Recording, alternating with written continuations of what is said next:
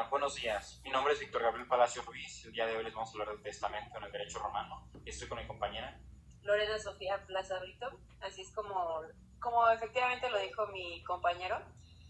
Vamos a hablar acerca del testamento dentro del derecho romano.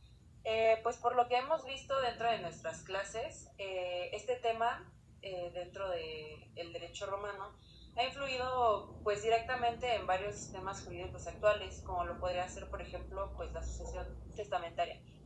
Pero antes de entrar de lleno con este tema, nos gustaría explicar de manera breve y concisa qué son las sucesiones en el ámbito jurídico.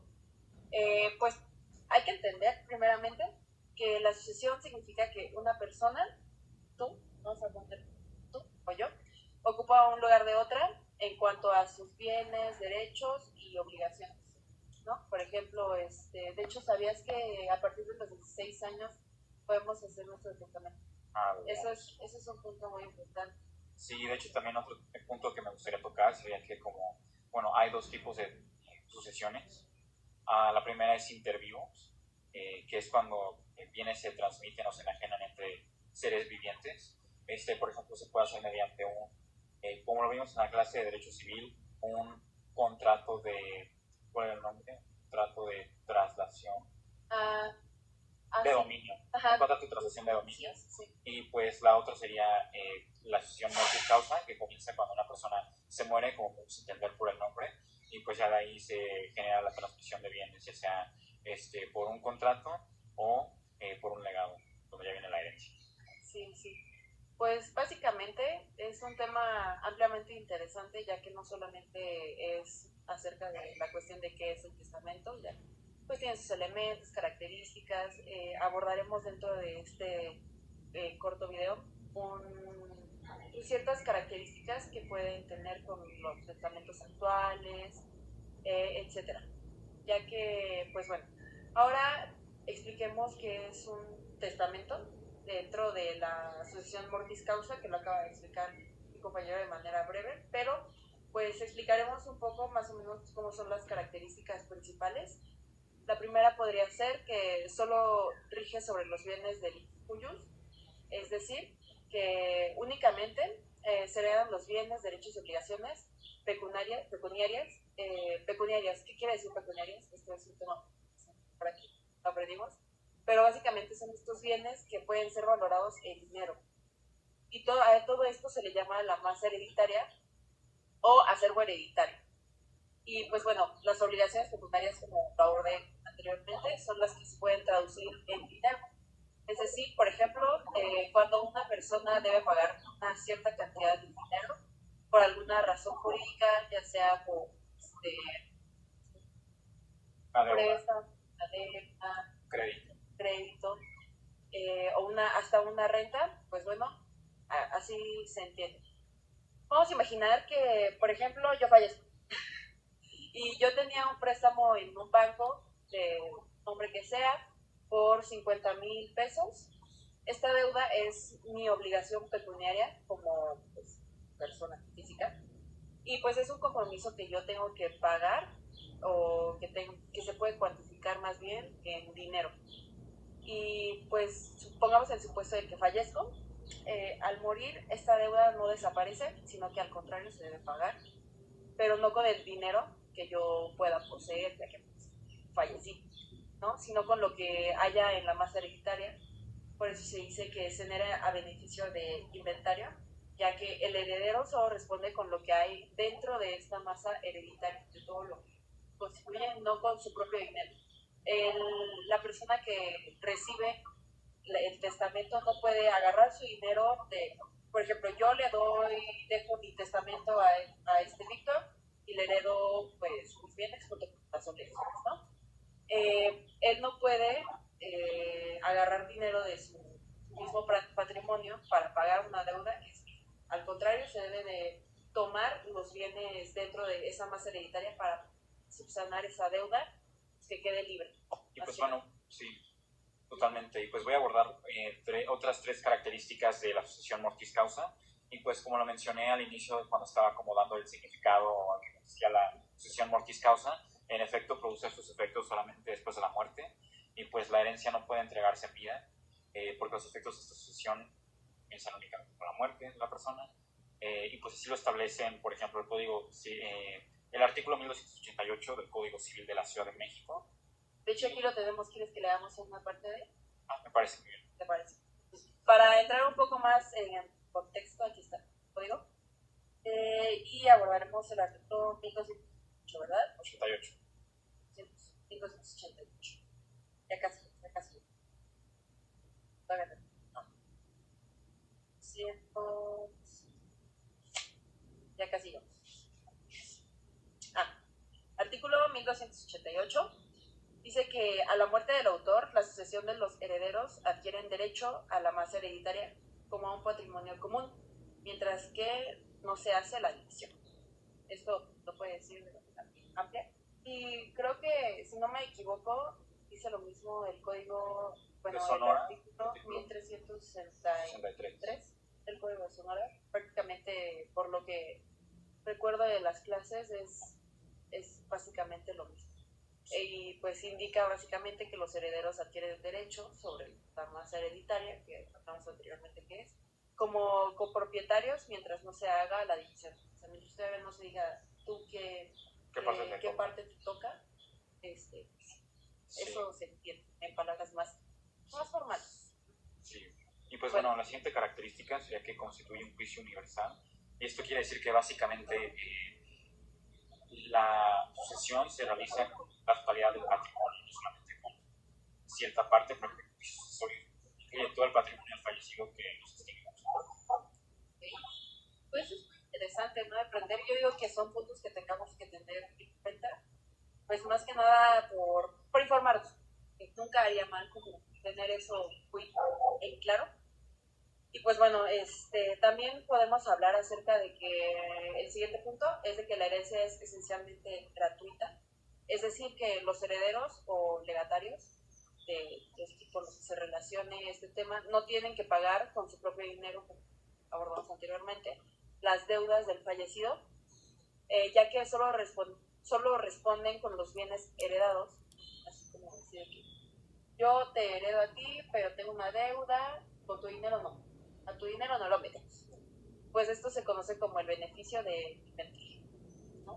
Sí. Pues una vez entendido qué es la sucesión mortis causa, ahora hablaremos sobre el testamento.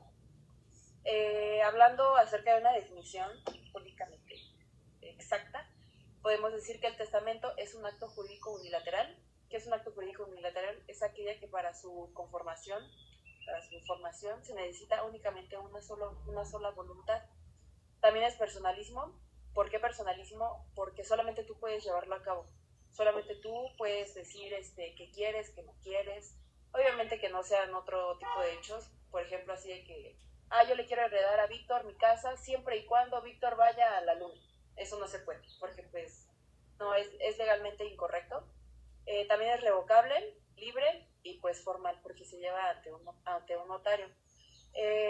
Obviamente, cuando decimos que es personalísimo, solo tú puedes llevarlo a cabo, pero obviamente el notario va a saber qué pones dentro de tu testamento para verificar que no hay estas cuestiones que hablamos anteriormente, de que pues ponga así de que yo quiero que mi hijo haga algo para yo darle mi casa. ¿No se puede? Aparte, igual, una parte importante es que, por ejemplo, damos de ejemplo que Víctor y yo estamos casados y queremos hacer un testamento juntos. No se puede. No se puede porque solo se necesita una persona. Entonces, si en un supuesto de matrimonio, las personas se casan y dicen, quiero hacer mi testamento para dejarles a nuestros hijos nuestras casas, ¿no? No se puede, tendrán que hacer uno cada quien, cada parte, pero bueno, eso lo abordaremos un poco más adelante de manera más amplia. Y pues bueno, mediante ese testamento, la persona a la que se le hereda dispone de los bienes y derechos para después de la muerte del testador. Eso significa que una persona puede decir en vida quién o quiénes, porque pueden ser más, recibirán sus bienes cuando fallezca esta persona. Y pues lo puede hacer de manera libre, sin ningún tipo de presión, o violación en su voluntad y por medio de un documento formal. Decimos que esto es un acto revocable, como se tocó anteriormente, es una de las características del testamento. ¿Por qué? Pues porque la persona que hace el testamento puede cambiarlo cuantas veces él quiera. ¿Sí? Pueden ser 1, 2 o 3, yo hago un testamento hoy, mañana quiero hacer otro, no, tampoco, ¿verdad? Pero pues en un supuesto de quiero hacer un testamento por los bienes que tengo hoy en día y después quiero hacer otro dentro de un año y pues así puedes irlo modificando conforme vaya pasando el tiempo las veces que tú quieras. Y podemos agregar que una característica también bastante importante es que corresponde al grupo de los actos solemnes, porque debe de estar presente una autoridad para poder llevarse a cabo, ya saben, los actos solemnes tipo un matrimonio y tal cual la realización de un testamento. Sí, sí, claro. Siento que es un elemento muy... Así es. Pues, de hecho, si te das cuenta, los elementos del testamento son varios, ¿no? Ya los vamos a abordar a continuación sobre los elementos y las características del testamento, lo cual consideramos que es una parte muy fundamental, más que nada para entender la estructura de este mismo, ¿no? Porque dentro del derecho sucesorio romano se dice que existen ciertos tipos de elementos y pues básicamente si lo analizamos se siguen llevando a cabo en la actualidad, ¿no? Ya que pues el testamento no es solo una lista de bienes, porque pues no, es un acto jurídico con ciertas condiciones pues bastante específicas que deben de cumplirse para que pues este mismo pueda tener la validez que pues se presume, ¿no? Primero, pues vamos a empezar con ya lo que lo que habíamos abordado anteriormente, que es un acto jurídico unilateral, ya que pues sí, solo es una decisión que tú tomas por ti mismo, que solo se requiere tu voluntad para llevarse a cabo. Sí, una voluntad o varias que ocurran a un mismo fin. Ajá, así es. Porque es que dentro de los actos jurídicos unilaterales se despliegan bastantes. Sí, de hecho, justo como mencioné los actos solemnes, también entraría el ejemplo de matrimonio en cuanto a acto jurídico unilateral, porque se unen dos voluntades, pero ambas concurren a un mismo fin, que es el acto de matrimonio. No recuerdo, pero diré que sí. Diré que sí. Porque a lo que yo recuerdo, un ejemplo de otro tipo de actos jurídicos unilaterales es la oferta de venta, los poderes, sí, los poderes que te dan una empresa. No recuerdo si el matrimonio, según yo, ese era, pero digamos, puede ser, ¿no? Sí. Es una tarea que investigaremos.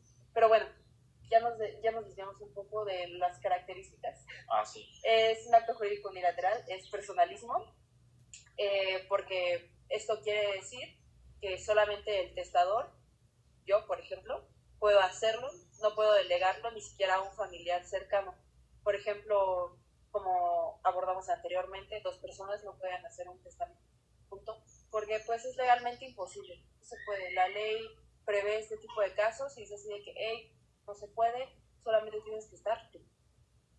Hablando de otra característica, es que es revocable, ya que el testamento es revocable, lo que le permite al testador que cambie conforme a su voluntad, o bien lo puede anular, ¿no? En cualquier momento, mucho antes de su muerte. Y de hecho hay 2 formas. Sí, hay 2 formas. Está la tácita y la expresa, y podemos relacionarla, si quieren, como hacer la relación entre una palabra concreta para tenerlo como que más simple su definición. Por ejemplo, tácita pueden relacionarlo con implícita, porque por ejemplo, cuando el testador hace un nuevo testamento queda implícito que el anterior pierde su valor legal. Okay. Y ahora automáticamente el nuevo lo reemplaza. Entonces, tácita, implícito. Y luego la segunda es la expresa, que sería la explícita, la cual necesita de redundantemente que pues básicamente que se indique directamente que el testamento anterior ya no tiene efecto. Tiene que expresarse directamente, ya sea por escrito, por verbalmente. Pues es un tema muy, muy interesante eso de los medios en los que se puede revocarlo, pero pues bueno, esta es una de las tantas características. Le sigue con que también es libre. ¿Y qué entendemos por libre dentro del testamento? Bueno, es que el testamento debe ser libre, es decir, debe hacerse sin presiones o amenazas o algún tipo de influencia indebida dentro de pues, este proceso. ya que pues la voluntad del testador debe de ser completamente auténtica, transparente, voluntaria. Si yo quiero poner esto en mi testamento o quitar esto, adjudicar a este testador, no hay problema, pero el punto aquí es que tú tenías que hacerlo, solamente tú. Sí. Y luego también otra característica importante es la formalidad del testamento. Porque pues el testamento también debe de cumplir con ciertas formalidades legales, como por ejemplo que esté de forma escrita, tenga la firma y el tipo de testamento que se realizará, por ejemplo, si es público abierto, hológrafo, y pues bueno, si no se cumplen estos requisitos, el testamento puede ser inválido.